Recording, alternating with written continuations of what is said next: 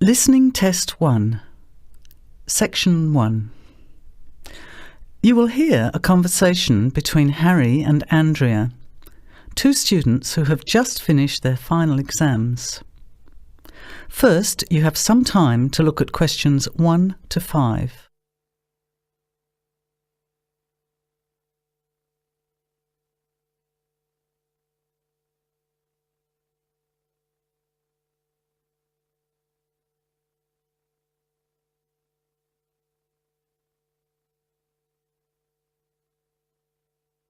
Notice that an example has been done for you.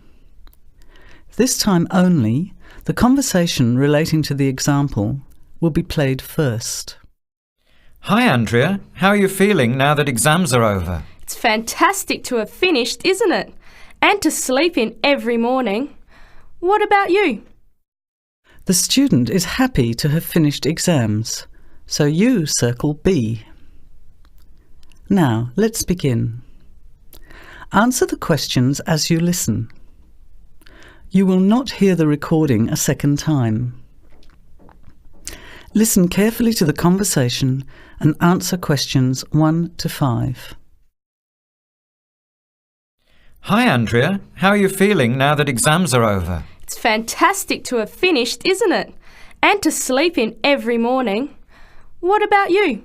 Well, I've been catching up on sleep too, but I've got a lot to do before I leave for England. Perhaps you could give me some advice.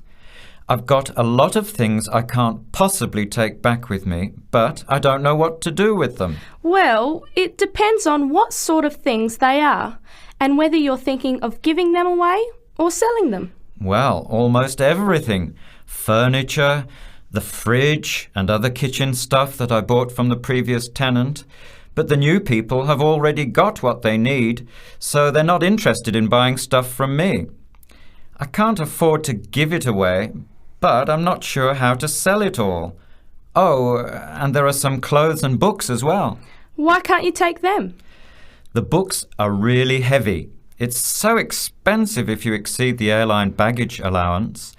And the clothes just won't all fit in my suitcase. It's amazing how much stuff I've accumulated since I've been here. Anyway, I don't think I'll need as many summer clothes in England as I have here in Australia. I see. Well, there are several alternatives. First of all, you could put up notices around the university about the books. You know, on the notice boards in the Student Union building and in the economics department. Anywhere second and third year students will see them. People are always keen to buy cheap textbooks. OK, what should I say on the notices? Just put the titles, authors and price you want, your name of course, and maybe put your phone number on those little tear-off tags. That's a good idea. And what about the furniture? You could try doing the same thing, but usually students are away all summer, so they don't want to buy furniture now. Another place to try might be a second-hand shop. Someone from the shop will usually come around and give you a free quote, and then you can decide. But you don't usually get much money for that sort of stuff. Before you hear the rest of the conversation, you have some time to look at questions 6 to 10.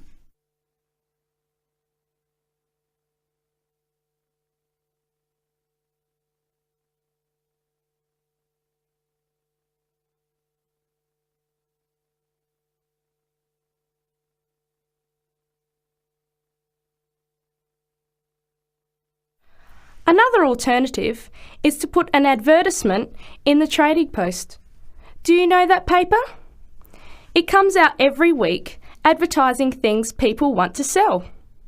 You have to pay to put the advert in and then hope people phone. Give them as much information as possible, and if they're interested, invite them to come and have a look. The hard part is agreeing on a price. No, I haven't seen the Trading Post. But I should have a look at it, and I could advertise the fridge, the microwave and the furniture.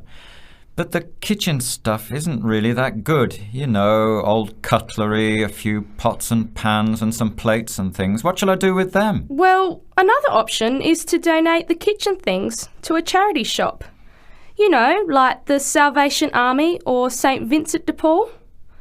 Why don't you get a second-hand shop to give you a quote first? Yes, I could do that. Find out how much they'll give me and then decide whether to sell them or give them away. But I've still got the clothes. A charity shop will take them too, as long as they're in good condition. And even though you don't get any money, at least you know that someone who really deserves some help has benefited. That's a good point. I'll advertise the expensive stuff, the furniture, and donate the clothes and kitchen stuff. Let's go and buy a trading post and you can help me write the advert. Well, actually, I'm interested in buying the fridge and the microwave, depending on the price, of course. OK, let's see how good you are at bargaining. That is the end of section 1. You have half a minute to check your answers.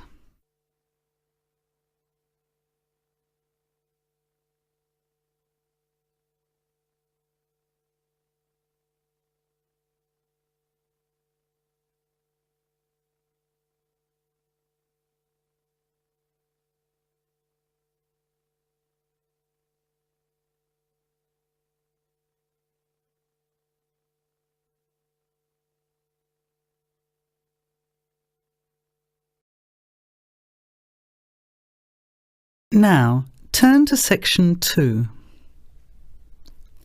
Section 2. You will hear a phone conversation giving information about a health and fitness centre. Before you hear the talk, you have some time to look at questions 11 to 16.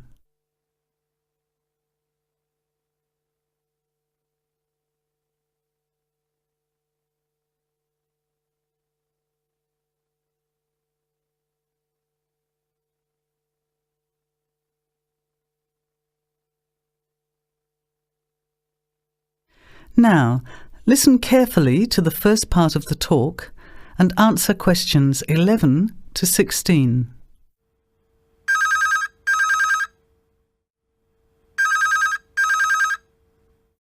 Hello? Hello, is that Miss Heidi Jones? Yes? Good morning, Miss Jones. I'd like to take a few minutes of your time to tell you about the Seven Oaks Health and Fitness Centre, which is in your suburb. Would that be convenient? OK. Well, the centre's not far from you. It's on the corner of Marion Street and Giles Street and has a large car park. It's open every day of the week, opening on weekdays at 6 a.m. and at 9 a.m. at the weekend. It closes at 9:30 p.m. Monday to Friday and on Saturday at 4 p.m. and Sunday at 2 p.m. We also have childcare Monday to Saturday from 9 in the morning until midday for a small extra charge. So you can leave your children in safe hands while you attend one of our classes, or perhaps have a swim, or if you just want to relax in the spa and sauna or steam room. Talking of classes, we have a very wide range which are designed to suit all different levels of fitness and individual needs. I mentioned the pool just now. Well, in addition to swimming laps or just relaxing, we also offer Aqua Aerobic classes, which are 45-minute classes that use the therapeutic effects of water. This provides a very safe and effective exercise and is suitable for all fitness levels, as well as being a lot of fun. Many people who haven't been exercising for a while start in the Aqua classes, as do people who need to take care after hospital surgery, for example. These classes are very popular and are scheduled every weekday, Monday to Friday, and on Saturday afternoon and Sunday morning.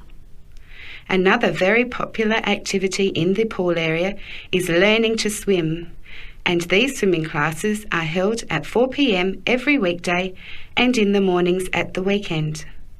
By the way, they're open to both adults and children of any age.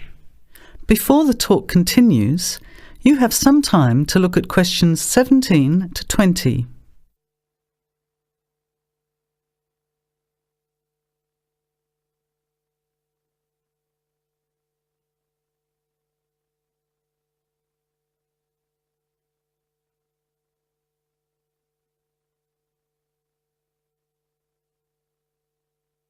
Now, as the talk continues, answer questions 17 to 20.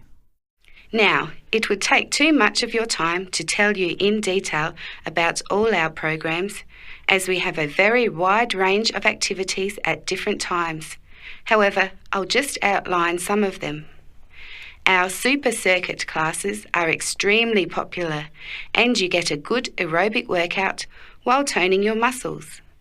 They're easy to learn, as you combine using hydraulic equipment with exercises guaranteed to give you a good cardio workout. The teachers are very good and there's a fun atmosphere. And the classes are very effective in assisting weight loss, relieving stress, lowering blood pressure and generally increasing fitness. Oh, and I haven't mentioned our range of aerobic and step classes of different types which suit all levels. Our specially designed aerobics room holds over 55 people, and our highly qualified and trained staff can advise you as to which class might suit you. We are inviting you to a free 1-week trial period when you can come and try any of the classes or activities before you make the decision to join. By the way, there is also a large and very well-equipped gym, where we offer free fitness assessments, and you can have an individual program designed just for you. Also, the cardiovascular room has the latest range of machines which help you burn fat, increase your fitness, or just warm up. They're very popular, as you can forget all about the calorie burning by watching your favourite music videos on TV while you exercise. Right now we have a very special new member joining fee offer, which allows 2 memberships for the price of 1, a real bargain. So if you can, bring along a friend who'd like to get fit as well in time for summer. Come along and try us out. You can meet the staff. Try out some of the classes for a week, absolutely free. And then, if you like us, sign up for only $110 each for 6 months. Thanks for taking the time to learn about the centre, and I hope we'll see you there soon, Heidi. I'll put one of our brochures in the mail for you right now. Bye for now. That is the end of section 2. You have half a minute to check your answers.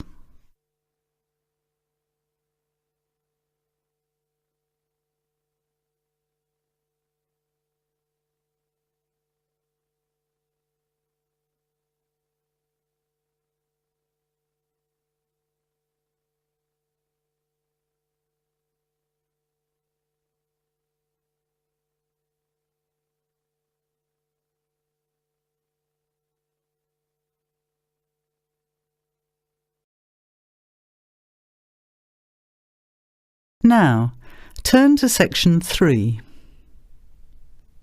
Section 3.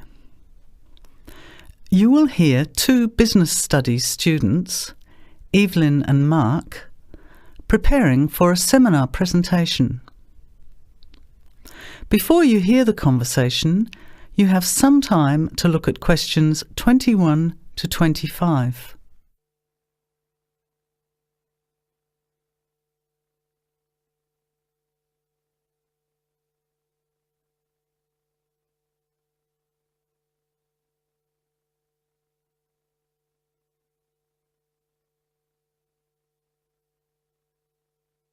Well, I think the marketing of food would be a good topic. I read a very interesting article the other day about the Canadian food market. I suppose everybody's interested in food, even if it's trying not to eat. Why Canada? I know that's where you come from, but isn't it just all North America, really? No, that's why I thought this article was interesting.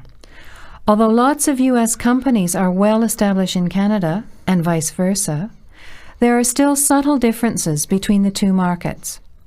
It says here, the Canadian market is definitely not a northern clone of the U.S. I like that. And it says that if you understand these differences, it can have a big impact on successful food marketing. So I know that Canada has a big French-speaking population in Quebec. Is this what they're referring to?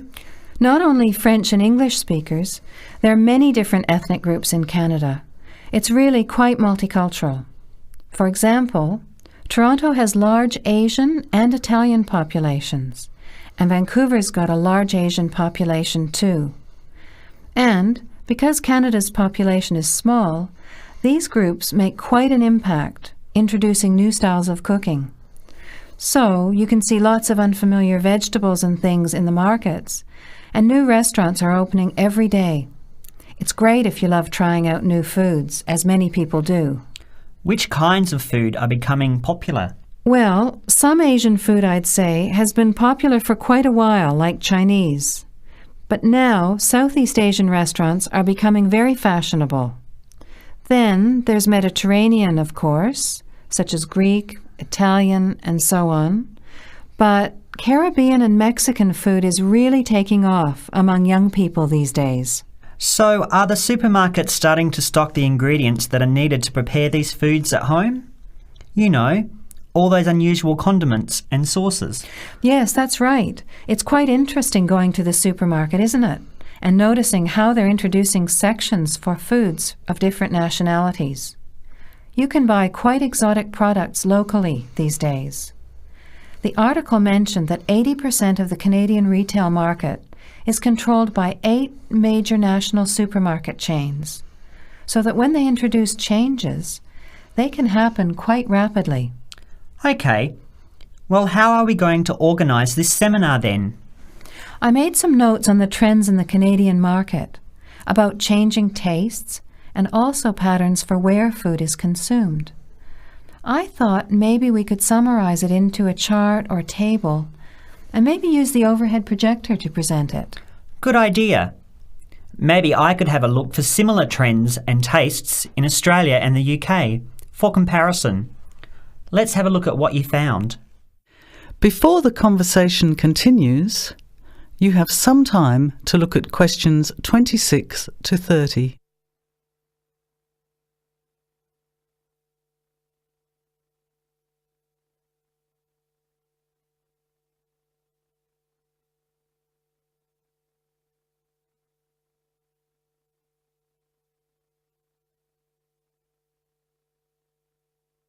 Now, as the conversation continues, answer questions 26 to 30. The most significant trend, it seemed to me, was that Canadians are definitely interested in healthy food. For example, did you know that salads are the 3rd most commonly eaten food in Canadian restaurants? Really? What about organic food then? Is that becoming more popular? Yes, it's definitely moving into the mainstream compared to a few years ago. And a recent survey showed that 4 out of 5 shoppers said that they check the fat and nutritional information on the packet when they're deciding what to buy. What other trends did you find out? There's one change I noticed straight away when I was home last year in the meat department. You know, here the meat packaging says rump steak or 4-quarter chops and so on. Well, they discovered that most consumers these days didn't know what to do with these roasts and rounds and ribs. So the government approved a new naming system for cuts of meat, which is related to the required cooking technique. What a good idea. I've never really understood the difference between sirloin, rump, round and all those names. So how many new categories are there? 8. There are 3 kinds of steak, for grilling, for marinating, and for simmering. And then there's what they call quick-serve beef, for stir-fries, I suppose. And premium oven roast, pot roast, and stewing beef. It's a great idea, isn't it? I hope it catches on here. I agree. Any other trends that you thought were significant? Well, what's really interesting is what the article called mobile meals. In other words, more and more Canadians are eating meals away from home, but not just eating more junk food. They're projecting a 40% increase in snack food sales over the next 3 years, and the growth is coming from healthy snacks. You know, the ones that have less cholesterol and fat, such as muesli bars, health food bars, and those types of products. Apparently, in the food marketing jargon, they're called nutritious portable foods, which means healthy snacks. The other major trend is that young people are doing more of the food shopping these days, so marketing has to be aimed more at them, as well as more conventionally at the mother. Thanks, Evelyn. I think we'll have an interesting discussion about these trends and the comparisons with other English-speaking countries. I'll see if I can get some information about them to compare with yours, and meet you on Friday to put it together. See you then. Bye. That is the end of section 3. You have half a minute to check your answers.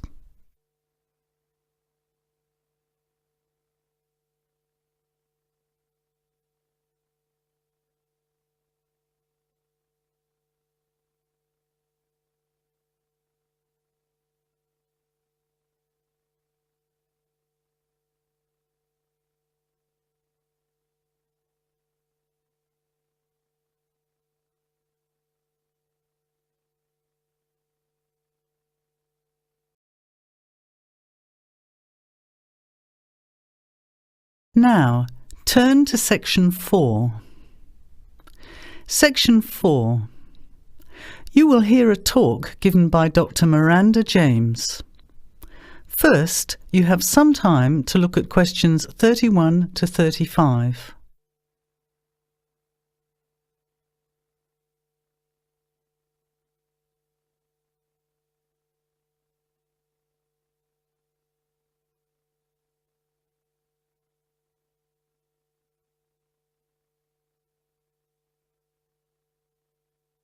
Now, listen carefully to the talk and answer questions 31 to 35. Good afternoon, everybody, and welcome to the first in a series of talks we have arranged for the Overseas Students Association this semester. Dr. James has very kindly agreed to speak to us today on the topic of public speaking, and judging from the large numbers of you here, it's clearly a subject of great interest and relevance. Dr. James. Hello. It's good to see so many of you here, and hopefully what I'm going to tell you will be useful to you both here at the university and in your future employment. Many people avoid speaking publicly, by which I mean in front of, say, 10 or more people. Not because they lack the ability, but mainly because they lack confidence, which is really only due to lack of practice. Today, as a consequence of the influence of television, audiences expect speakers to be relatively brief and to the point, in addition to being well-informed and interesting or entertaining. Probably the most important part of public speaking is what you do beforehand, by which I mean preparation. This includes practical details, such as knowing precisely what your topic is and exactly how long you are expected to talk for. You should also plan the content thoroughly. A good strategy is to write out the content as you intend to say it, and then make brief notes, preferably on small cards, which you use to talk from. This way you sound more natural. You incorporate pauses while you look at your notes, and you can then look at your audience while you are speaking. Never read your speech without looking at the audience. Eye contact is a very important part of communicating with an audience. So deliberately move your head and look around at your audience. Pauses are important, as most people, when they are nervous, tend to rush through their speech. Now you have some time to look at questions 36 to 40.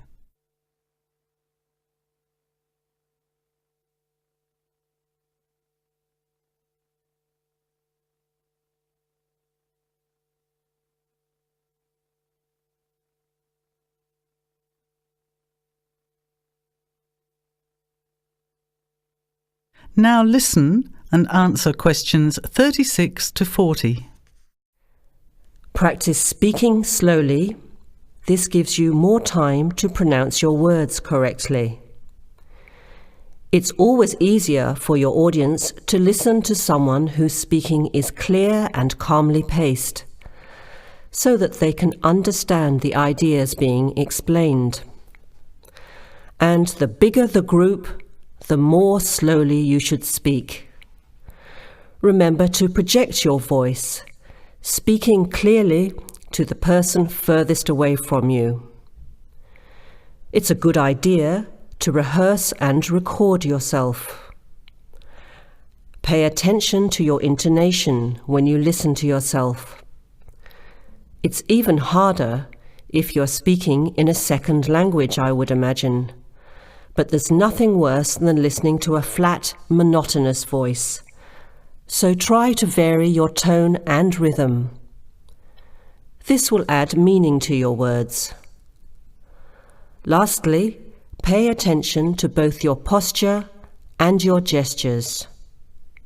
A confident person stands or sits in a small group with their head up, chin out, and shoulders back. Try to avoid scratching or fiddling with your hair or beard, or pens, jewellery, and so on. These movements can distract and irritate your audience. Yet you may be unaware of them yourself. Another reason for rehearsing, preferably with feedback from a friend, or better still, on video. I hope these few tips will make your experience of speaking in public a little easier. Remember, practice makes perfect. That is the end of section 4. You now have half a minute to check your answers.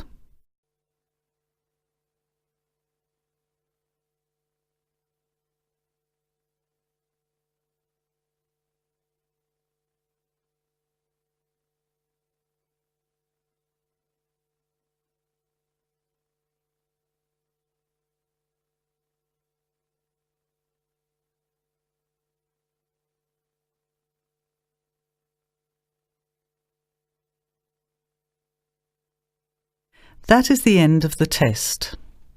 Now, check your score.